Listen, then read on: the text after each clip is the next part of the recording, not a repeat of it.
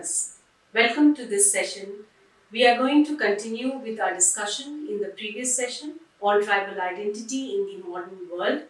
So, continuing that discussion, in the previous session, we had discussed tribal identity, individual and community. We had also discussed the second characteristic, that was tribal identity and colonialism. In this session, we will continue with the third aspect of tribal identity crisis, which is tribal identity and environment. In the age of globalization, being geographically mobile is seen as an advantage, while tribal communities often see their immediate surrounding environment as an important constituent of their identity. Amita Bhavishkar says, hills, trees, stones are imbued with spiritual power and actively intervene in people's life at the same time. The supernatural world of the spirits is also the extension of the social world of the lineage, populated as it is by the invisible presence of ancestor guardians and evil spirits, that is, enemies of the lineage, who sometimes assume the human form of Dakkans and possess married women. This Amita Bhavishkar describes in her book in the year 2001 on page number 161. Modern knowledge systems categorize tribal beliefs as superstitions, which have to be replaced by scientific knowledge. However, these beliefs are an important part of the tribal identity. Why? Because number one, they attribute meanings to their social and physical environment, and number two, these meanings are shared among all members of the community and thus unite the community. And thirdly, these shared meanings are the basis for any form of collective behavior. Community rituals and social practices are done based on these commonly held meanings. Similarly, protests and violence ensues when others act in violations of these values. Tribal relationship with the forest is not entirely supernatural. Many of the food items and energy resources are obtained from the forests. Now we will discuss the fourth aspect, that is tribal identity and Christianity. Christianity was adopted by the northeastern tribes, while many other Indian tribes did not convert to the faith. Converting to Christianity provided tribes opportunity to be part of the global religious system and gave them a new identity. Christian schools and colleges provided modern education, which exposed them to modern ideologies and value systems. It is also observed that tribes that have converted have relatively higher literacy rate than others. The increased educational opportunities led to many changes, like modern political leaders, then tribal scholars and intellectuals who could articulate tribal viewpoints and demands. It was not accidental that the first set of modern political leaders in Chota Nagpur, present-day Jharkhand, mainly came from the Christian community. The new political leadership was different from the traditional leaders. The traditional tribal leaders acquired their legitimacy from religious sources.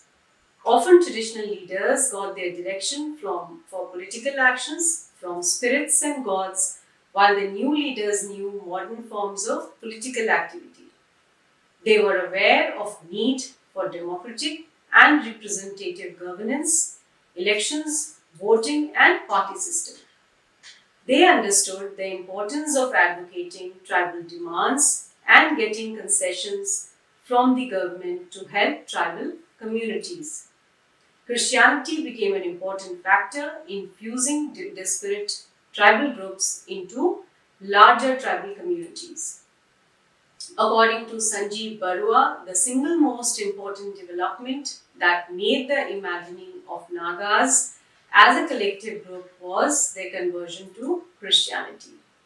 Today, Christianity is an essential part of Naga identity. The Christian identity, which marks the Nagas apart from the mostly Hindu and Muslim population of the Indian heartland has been partly an act of cultural resistance that parallel the political and armed resistance. Christian principles often differed with tribal beliefs and value systems. They discouraged the widespread beliefs of tribes in witchcraft and black magic. The tribal youth hostels were looked upon as sinful and evil. The church and the priests became the center of Christian tribal life. In this way, Christian belief replaced traditional beliefs. Christian missionaries played an important role in the standardization of tribal languages. A number of tribal languages had no script. Each language had significant linguistic differences even within it, which made it difficult for them to communicate with different communities within one language group. The local tribal languages were standardized. Often the Roman alphabet along with accent was used to write the language. Dictionaries of the local languages were compiled. Prayer services were translated into the tribal language. Tribal languages became part of the identity of the tribes.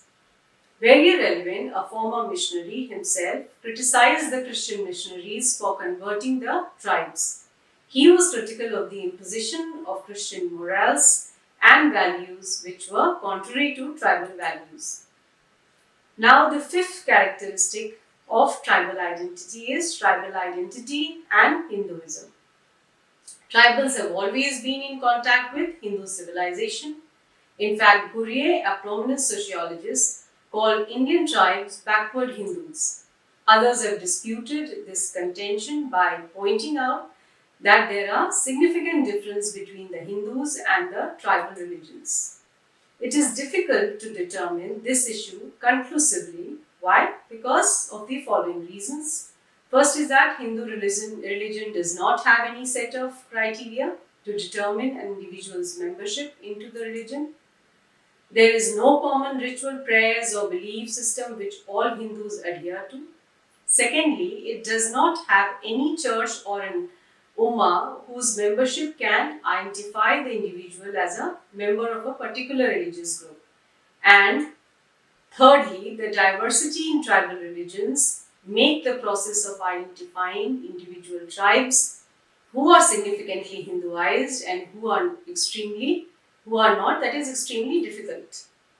Mutually influencing interaction between the tribes and the Hindu civilization existed from early times. Historians say that Indian civilization is itself a product of a series of accreditation of tribes at different times. Bete in 2004 quotes Kosambi, who says that the entire course of Indian history shows tribal elements being fused into the general society. And this phenomenon, which lies at the foundation of the most striking Indian feature, namely caste, is also great basic fact of ancient Indian history. A known example of the transformation of a tribe into a caste is the Ahoms of Assam, who were originally from outside India and after a length of time become a fully integrated caste group within the Hindu caste system. Similarly, the Khasi, regarded as a tribe, has certainly Hindu features.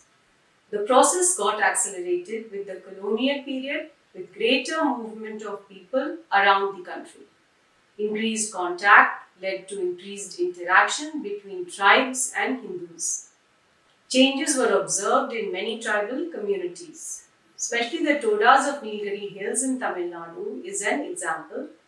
They are substantially influenced by the Dravidian Hinduism, which immigrants from other parts of South India have brought with them.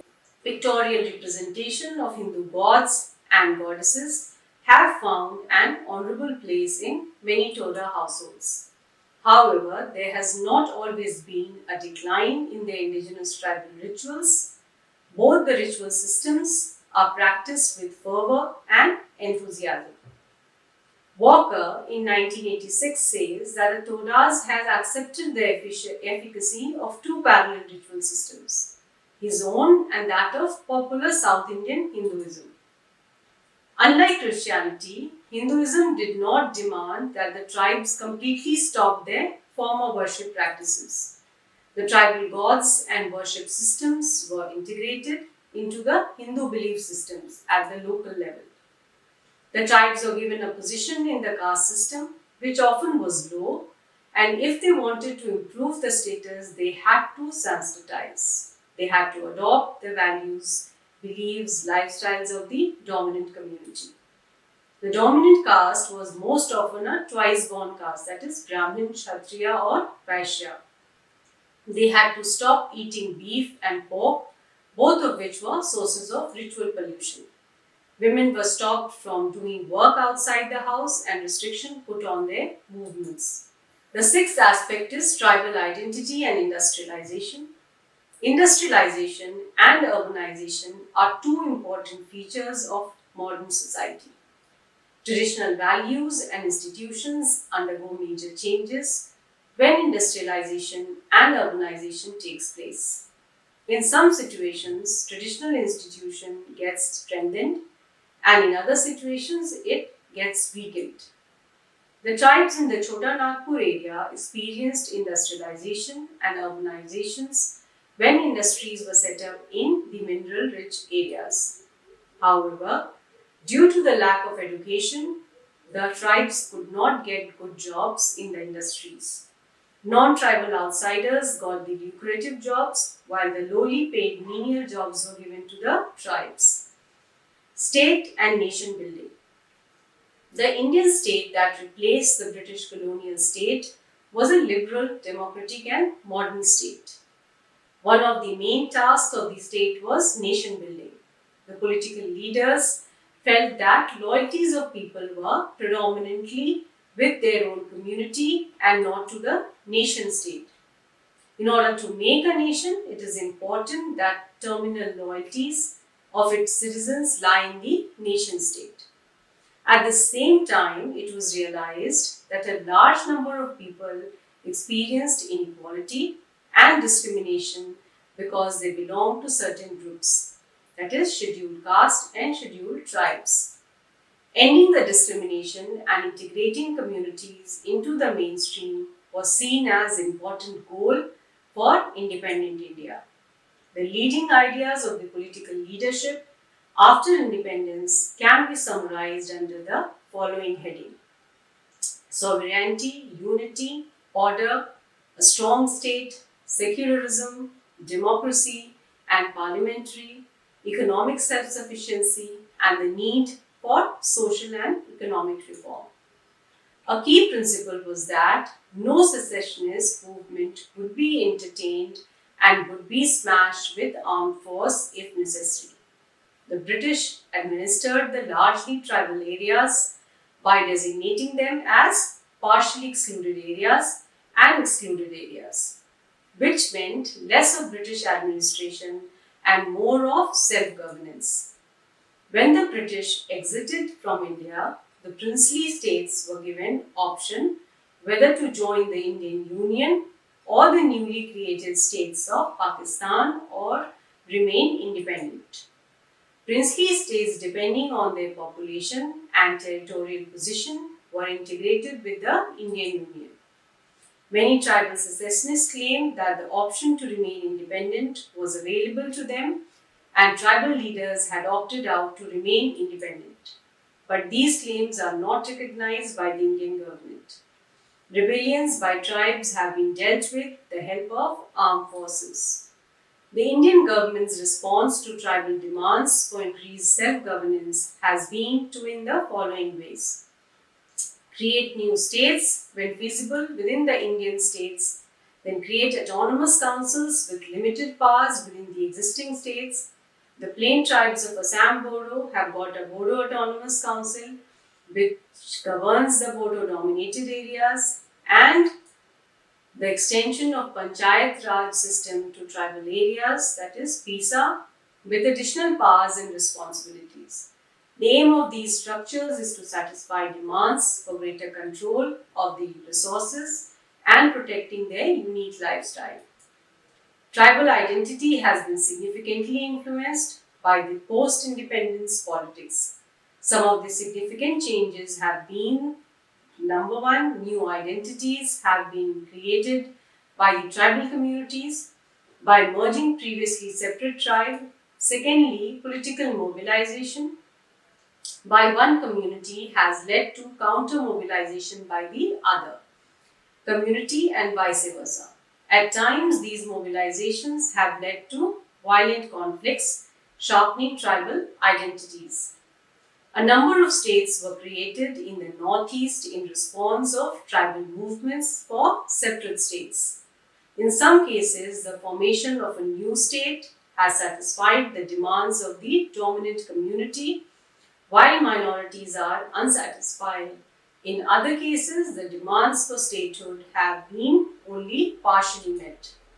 For example, it was after a long struggle that the demand for Jharkhand has been accepted, and it consists of areas belonging only to Bihar. Areas in West Bengal and Orissa, which are tribal dominated, have not been included in Jharkhand. The idea of nationalism and democracy support homogenizing of cultures. Often communities with different culture are seen as threat to the majority community. Now the question arises, are tribes nations? T.K. Owen surveys the popular academic opinion on tribal nationalism. Academicians prefer to use terms like subnational movements, that is by N.K. Bose, and subnational and proto-national movements by Roy Burman to describe tribal aspirations for autonomy. Tribes are denied the right of being nations and always seen as being part of the larger nation. Omans argues that tribes, especially the larger ones, have fulfilled the criteria for being called a nation and should be seen as such. Jaganpati points out that the term tribe itself is a nomenclature introduced by colonialists. He points out that tribes were earlier treated like nations before they were subdued and made part of the colonial empire. Then, tribal reaction to loss of identity and change. Tribal communities have been exposed to a large attack on their culture and identity. The response has been diverse and observable at different levels. Needless to say, there is clash between the tribal worldview and the modern view, which when played out in an unequal condition has led to widespread unrest and violence. B.K. Roy Burman identifies various parameters as the causes for tribal unrest. First, he says, response to threats of privacy of habitats. Secondly, response to threats to access and control of resources. Response to disruption of traditional roles in the total interaction setup. Fourth, search for new meanings of the relationship between man and nature. Fifth, search for new meanings of the relationship between individuals and society. And sixth is a search for new frontiers of identity. Seventh is a search for a more satisfactory system of control of resources. And eighth is the search for more satisfactory system of organization of community power at all levels. Now talking about deviant behavior at the individual and group level, increase in deviant behavior among the tribes have been observed in the communities in India. In some cases, deviant behavior is observed in the many ways, like one is increase in committing theft and robberies. Tribes that have faced rapid change in their traditional roles and facing problems of survival have often taken to committing thefts and robberies. In traditional tribal societies, stealing was improper, but due to value changes, tribes began to commit these crimes. B.K. Roy Burman gives an example of the Banjaras who rendered commissariat services to the armies in the Middle Ages became redundant after the railways and modern communication technologies arrived.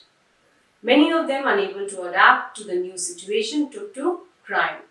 R.C. Verma mentions how British government and Rajput rulers in Rajasthan declared the entire Meena tribe as notified criminal tribes.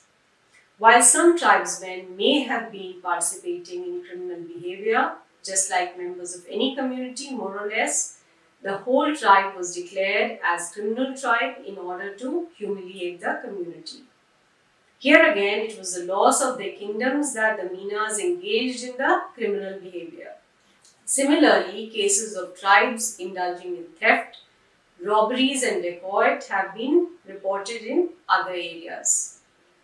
James Scott, in his influential book, calls these acts of banditry as a form of social protest against the powerful that dispossess them of their property. Alcoholism. It is observed that tribal men and women are increasingly becoming addicted to alcohol. There always existed in many tribes the habit of drinking traditional drinks socially. The consumption of these drinks was controlled by the community. Tribes removed from their traditional settings have increasingly become alcoholics. The prevalence of alcoholism is higher in the communities which were displaced and not successfully rehabilitated. Disintegration and disappearance of tribal communities is always one of the consequences. Revivalism of language and culture. The process of nation building is centered on the majority culture and language. The majority language is often made the official language. The majority community then has numerous advantages over members of other communities. According to Charles Taylor, the minorities have three basic options.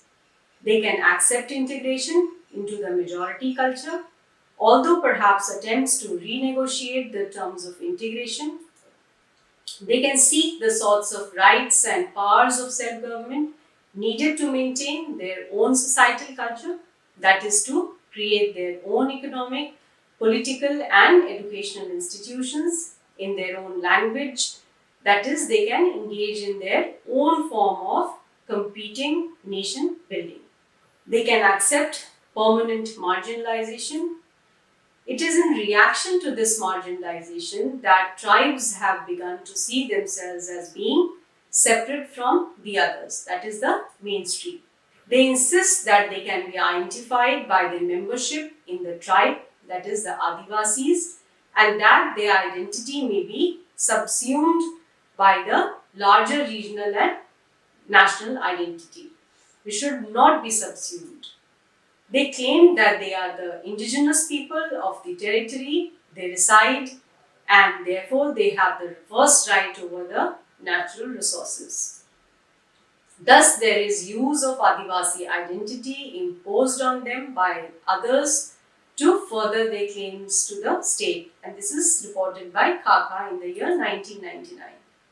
Any attempt by the so-called mainstream at the government level and the civil society level to foster integration is responded with even more aggressive declarations of being different from mainstream. There have been a significant movement towards revival of past religious practices of the tribes. Hinduized tribes have been asked by their leaders to again start eating beef, which was prohibited by the Hindu community. Some tribes which had converted to Christianity have also taken up their tribal beliefs and rejected Christian beliefs. There is also a significant process of tribalization of Christian rituals and practices under the broad term of indigenization. Now talking about fusion and fission in tribes. Modernization and democracy often leads to changes in social identity of people. A number of originally distinct tribes have come together to form larger federation to form new tribal union. But these processes are not without controversy and acrimony. Datta Ray in the year 1989 describes the process of naming and renaming of tribes by tribes themselves and by outsiders. He gives an example of Thadao and Cookies. Many in these tribes feel that they are distinct from each other, while others feel that they are one and the same. There is even a denial of the name of the tribe by claiming that the term Thadal is not the name of the tribe but of their ancestors. Similarly, there are attempts in Assam to change the name of the tribe by the tribes themselves as they feel that the name is derogatory and given by others. Hope you've understood the various issues that causes tribal unrest. Now we are at the end of this session and we will just sum up. Tribal political and social identity are important issues in the future. Often the issue is seen as limited to one or two issues, that is political autonomy, displacement and ecology. As we have seen, tribal identity problems are often much larger than these issues. The situation is also dynamic. The society and the tribal population are undergoing numerous changes, consciously or unconsciously. Thus, the problem of identity is related to social and cultural change. It is different type of modernity which has to emerge in the tribal communities. In democratic societies, these problems cannot be resolved through authoritarian means, and participatory ways have to be found to resolve these issues. Social workers are deeply engaged in the society and its different processes. With this, we come to the end of the session. Thank you for listening to the video. Keep watching the videos in order to have a better understanding of the course. Thank you once again.